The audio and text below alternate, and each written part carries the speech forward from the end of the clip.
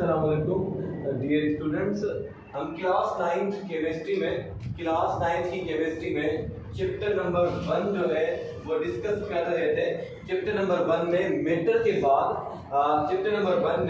के बाद next topic है atom. Very important topic atom. यहाँ हम एटम में सीखेंगे the meaning of word atom, the definition of word atom, the parts of atom and fundamental particles of an atom. Atom के हिस्से कितने होते हैं, एटम के फंडामेंटल पार्टिकल्स, बुनियादी पार्टिकल्स कितने होते हैं, कौन कौन से होते हैं, एटम की डेफिनेशन क्या है और एटम लफ्ज की माना क्या है। तो पहले आपके सामने जो वर्ड एटम है, जो आपके सामने वर्ड एटम है, ये वर्ड किस लैंग्वेज का है और इस वर्ड की माना क्या है। The word atom is taken from, ये जो वर्ड एटम है ये लिया गया है ग्रीक लैंग्वेज के वर्ड एटोमास में से, जिसकी माना है इंडिविजुअल। एटम लफ्ज ग्रीक बोली के लफ्ज एटोमास में से लिया गया है, जिसकी माना है इंडिविजुअल, नॉट कटेबल, जो ना तकसीम हो सके, जो छोटे में छोटा हो, जो मजीद ना टूट सके, ना कट हो सके। कट करते हैं ना, पीसेस करते हैं, एक में से 10 टुकड़े किए, कट किया, ये वो छोटे में छोटा जरा है अकॉर्डिंग टू ओल्ड कॉन्सेप्ट। अच्छा, एटम के डिफरेंट कॉन्सेप्ट है, एक ओल्ड कॉन्सेप्ट है एटम का और एक मॉडर्न कॉन्सेप्ट है एटम का। तो ओल्ड कॉन्सेप्ट के मुताबिक, पुराने नजरिए के मुताबिक, अच्छा, word atomos first of all use किया ग्रीक फिलोसोफर डेमोक्राइटस ने। ग्रीक फिलोसोफर डेमोक्राइटस था, ये जो है ग्रीक फिलोसोफर है, इसने 500 बीसी में, 500 बीसी जो है 500 साल हजरत ईसा अलैहिस्सलाम से भी पहले, 500 साल हजरत ईसा अलैहिस्सलाम से भी पहले ये यूनानी साइंसदान है डेमोक्राइटस। आपने 9th में पढ़े होंगे और जो है आपने कभी पढ़े होंगे कि प्लेटो, अफलातून, अरिस्टोटल, अरस्तु, उनके दौर का ये डेमोक्राइटस यूनानी साइंसदान है। इसने सबसे पहले वर्ड एटोमास यूज किया, जिसकी माना है इंडिविजुअल, और ये ओल्ड कॉन्सेप्ट के मुताबिक। अच्छा, डाल्टन एक स्कूल टीचर था। डाल्टन जो है 1808 में एक स्कूल टीचर था, उसने भी ये कहा कि atom is a smallest particle, atom is not divisible, atom नहीं टूट सकता, एटम इंडिविजुअल पार्टिकल है। डाल्टन साइंटिस्ट के मुताबिक भी एटम स्मॉलेस्ट पार्टिकल है। लेकिन फिर क्या हुआ, इलेक्ट्रॉन माइक्रोस्कोप आई। इलेक्ट्रॉन माइक्रोस्कोप क्या है, ऐसी जो है इंस्ट्रूमेंट है जो एक चीज का 10 लाख हिस्सा बड़ा बता सकती है। एक पॉइंट अगर आप लगाएं तो उसको 10 लाख पॉइंट जितना बड़ा करके दिखा सकती है। 1 मीटर को 10 लाख गुना ज्यादा बड़ा मीटर दिखा सकती है इलेक्ट्रॉन माइक्रोस्कोप। ये टेक्निक जब आई तो फिर पता चला कि एटम डिविजिबल है, एटम तो टूट सकता है। एटम में बहुत ज्यादा छोटे छोटे जड़े मौजूद होते हैं, जिन्हें सब एटॉमिक पार्टिकल्स कहा जाता है। जिन्हें क्या कहा जाता है, सब एटॉमिक पार्टिकल कहा जाता है। तो according to modern concept electron microscope में क्या होता है, मैग्निफिकेशन पावर और रेजोल्यूशन पावर। रेजोल्यूशन पावर क्या होता है, 2 मिली हुई चीज को अलग अलग करके दिखाए। ये इलेक्ट्रॉन माइक्रोस्कोप का कमाल है कि वो 2 जो है मिली हुई चीजों को अलग अलग करके दिखाती है। इलेक्ट्रॉन माइक्रोस्कोप का मैग्निफिकेशन का पावर है, मैग्नीफायर माना बड़ा करके दिखाना, एक छोटी चीज का साइज बड़ा करके दिखाना इलेक्ट्रॉन माइक्रोस्कोप का कमाल है, फंक्शन है। तो मॉडर्न कॉन्सेप्ट के मुताबिक the atom is a divisible particle, the atom is a divisible particle, atom is a divisible particle. Atom जो है वो टूट सकता है। Atom contains more than 100 particles, atom में 100 से भी ज्यादा पार्टिकल होते हैं। एटम कंटेन्स मोर देन 100 सब एटॉमिक पार्टिकल्स। एटम में 100 से भी ज्यादा छोटे जर्रे होते हैं, जिन्हें कहा जाता है सब atomic particles.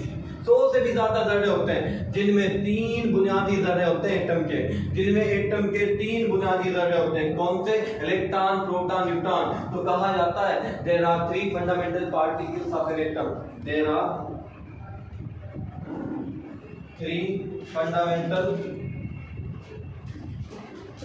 Particles of an atom. There are 3 fundamental particles of an atom.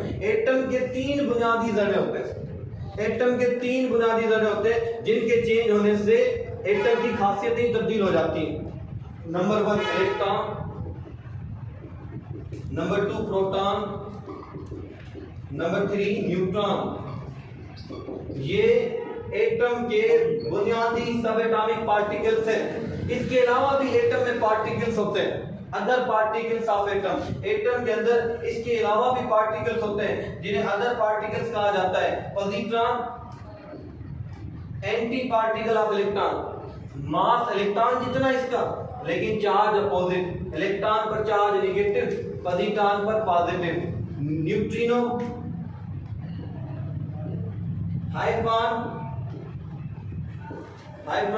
मीथान, ETC। Positron, neutrino, hadron, mesons, ये ETC। इसके अलावा भी बहुत सारे जो हैं, इसके अलावा भी बहुत सारे सब एटॉमिक पार्टिकल्स होते हैं एटम के अंदर, 100 से भी ज्यादा, जिनमें से हमने कुछ का जिक्र किया। 3 फंडामेंटल पार्टिकल्स हैं। There are 2 parts of an atom. Atom के हिस्से 2 होते हैं। There are 2 parts of an atom. Atom के हिस्से 2 होते हैं, एक न्यूक्लियस और दूसरा एक्स्ट्रा न्यूक्लियर। एक्स्ट्रा न्यूक्लियर को शेल भी कहा जाता है। There are 2 parts of an atom.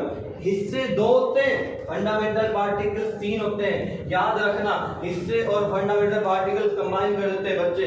There are 2 parts of an atom, nucleus and extra nuclear. Atom के 2 हिस्से होते हैं, एक न्यूक्लियस और दूसरा extra nuclear part. For example hydrogen का एटम है, हाइड्रोजन का एटम है, तो हाइड्रोजन के एटम में एक न्यूक्लियस होगा बीच वाला और एक एक्स्ट्रा न्यूक्लियर पार्ट होगा। ये जो बाहर वाला पार्ट है ये शेल इसे बोलते हैं, और जो बीच वाला पार्ट है इसको न्यूक्लियस कहते हैं। नाउ एटम के अंदर 99 से ज्यादा जो पार्टिकल है वो न्यूक्लियस के अंदर होते हैं।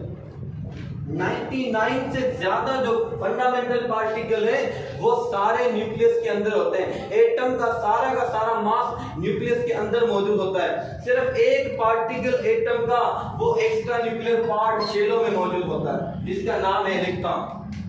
पूछते हैं आपसे कि बताएं कि एटम के न्यूक्लियस में कौन कौन से पार्टिकल होते हैं। प्रोटॉन एटम के न्यूक्लियस में होता है, न्यूट्रॉन एटम के न्यूक्लियस में होता है, और जितने सारे पार्टिकल्स हैं वो न्यूक्लियस के अंदर होते हैं। सिर्फ एक पार्टिकल एटम का न्यूक्लियस के बाहर होता है, शेलों में होता है, उसका नाम है इलेक्ट्रॉन।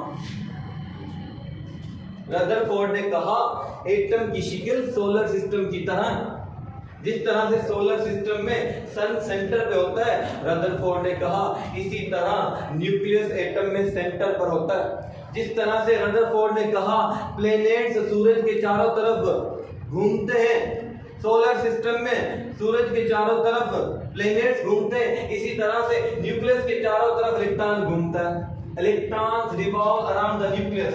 इस तरह से इलेक्ट्रॉन न्यूक्लियस के चारों तरफ घूमता है, जिस तरह से पंखे के गिर्द जो है, जिस तरह से पंखे में इस बीच वाले के गिर्द जो है वो जो है पर घूमते हैं, जिस तरह से हवाई जहाज के पर जो है घूमते हैं इतनी तेजी से, जिस तरह से टायर में जो है टायर में लगी तारें घूमती हैं, इस तरह से इलेक्ट्रॉन जो है न्यूक्लियस के चारों तरफ घूमता है। अच्छा, इलेक्ट्रॉन के ऊपर नेगेटिव चार्ज होती है और प्रोटॉन के ऊपर पॉजिटिव चार्ज होती है, और न्यूट्रॉन न्यूट्रल होता है, न्यूट्रॉन न्यूट्रल होता है। So now what is the definition of atom. अब आते हैं कि एटम की डेफिनेशन क्या है। The smallest particle of an element, एक एलिमेंट का छोटे से छोटा जर्रा व्हिच मे और मे नॉट एग्जिस्ट फ्री, जो आजाद भी रह सकता है और आजाद भी नहीं रह सकता। The smallest particle of an element,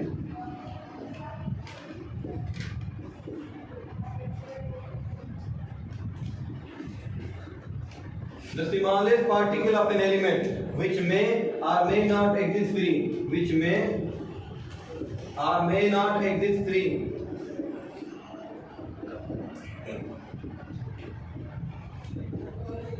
which may or may not exist free in nature, जो आजाद भी रह सकता है और आजाद नहीं भी रह सकता। छोटे में छोटा जरा किसी एलिमेंट का। अच्छा, ये अब आप कहेंगे कि एटम लफ्ज की माना है इंडिविजुअल, पर इसकी नेचर पहले समझते थे साइंटिस्ट 2000 साल पहले कि ये इंडिविजुअल है। अब 2021 में पता चला कि ये तो डिविजिबल है। अब ये इससे बिल्कुल जिस तरह से एक नाम है, जो है एक बच्चे का नाम है, जो है ये इसी तरह से जिस तरह से एक स्टूडेंट का नाम है जो है तमीज नवाज। तमीज लफ्ज की माना है इज्जत करने वाला, इखलाक। तमीज लफ्ज की माना, लेकिन वो हो इंतहाई बदतमीज, तो अब उसकी कैरेक्टरिस्टिक, पहले वो बहुत ही तमीज वाला चौथी पांचवी क्लास में, लेकिन जब 9th मैट्रिक में आया तो बदतमीज हो गया। इसी तरह से एटम लफ्ज की पहले एटम लफ्ज की माना वही रहेगी, तमीज लफ्ज की माना वही है, कैरेक्टरिस्टिक्स चेंज हो सकती है। तो पहले जो है उन साइंटिस्टों ने देखा कि ये टूट नहीं सकता, ये तो छोटे छोटे तारा है, लेकिन फिर उसके बाद जे थॉमसन साइंटिस्ट ने, उसके बाद जो है जेम्स चेडविक साइंटिस्ट ने ये बताया कि एटम के अंदर तो बहुत सारे पार्टिकल्स होते हैं, electron, proton, neutron, positron, hadron, mesons, neutrino, ये मौजूद होते हैं। तो फिर पता चला कि एटम टूट सकता है और उसमें 100 से ज्यादा पार्टिकल्स मौजूद होते हैं, जिसमें 3 बुनियादी पार्टिकल्स हैं। अब एटम की डेफिनेशन हुई, the atom is the smallest particle of an element which may और may not exist free nature. Exist free, अच्छा कौन से एलिमेंट है जो एग्जिस्ट फ्री, जो आजाद रह सकते हैं? वो नोबल गैसेस हैं। नोबल गैसेस वो एलिमेंट हैं जिनके एटॉमिक फॉर्म, जो मोनो एटॉमिक फॉर्म में आजाद रह सकते हैं। मे नॉट एग्जिस्ट फ्री, जो आजाद नहीं रह सकते। मे नॉट एग्जिस्ट फ्री, जो आजाद नहीं रह सकते, जो आजाद नहीं रह सकते, वो कौन से एलिमेंट हैं? देखिए, helium, neon, argon, krypton, xenon, radon, ये मोनो एटॉमिक गैसेस हैं। एक एक एटम की ये गैसेस हैं। इनके आखिरी शेल में हीलियम के 2 इलेक्ट्रॉन और बाकी सब के 8 इलेक्ट्रॉन पूरे होते हैं। हीलियम के आखिरी शेल में 2 इलेक्ट्रॉन और बाकी सब एलिमेंटों के एटमों के दरमियान आखिरी शेल में 8 इलेक्ट्रॉन पूरे होते हैं। इसलिए ये एटम आजाद होते हैं, इसलिए ये एटम ना इलेक्ट्रॉन देते हैं ना लेते हैं, इसलिए ये एटम रिएक्शन नहीं करते आम टेम्परेचर प्रेशर पर। ये एटम है आजाद। और इसके अलावा जो एटम है, इसके अलावा इनको निकाल कर आप hydrogen, oxygen, nitrogen, fluorine, sodium, calcium, इनके अलावा जो एटम है, मैं जल्द के नाम लिख देता हूँ, hydrogen atom, oxygen atom, nitrogen atom, fluorine atom, ये सब चाहते हैं कि हम इन जैसे हो जाएं। ये सब चाहते हैं कि हम इन जैसे हो जाएं। ये इलेक्ट्रॉन लूज करके या इलेक्ट्रॉन गेन करके अपना आखिरी शेल पूरा करना चाहते हैं। जब ये अपना आखिरी शेल पूरा कर लेते हैं तब ये आजाद हो जाते हैं। इनका मकसद ये होता है आजाद होना। तो जो कुछ एटम होते हैं वो आजाद रहते हैं और कुछ जो एटम होते हैं वो आजाद नहीं होते। अच्छा, एक निशानी एक एटम को जाहिर करती है। एक बार अगर H लिखा हुआ है तो वो एक हाइड्रोजन का एटम है। अगर H12, अगर H के नीचे 12 लिखे हुए हैं तो इसका मतलब है हाइड्रोजन के 12 एटम। अगर C6 लिखा हुआ है तो इसका मतलब है कार्बन के 6 एटम। अगर O6 लिखा हुआ है तो इसका मतलब है ऑक्सीजन के 6 एटम। तो ग्लूकोज के फार्मूले में टोटल नंबर ऑफ एटम्स 24 होते हैं। टोटल नंबर ऑफ एटम्स 24 होते हैं। तो ये था हमारा आज का एटम का टॉपिक। उम्मीद है कि आपको पसंद आया।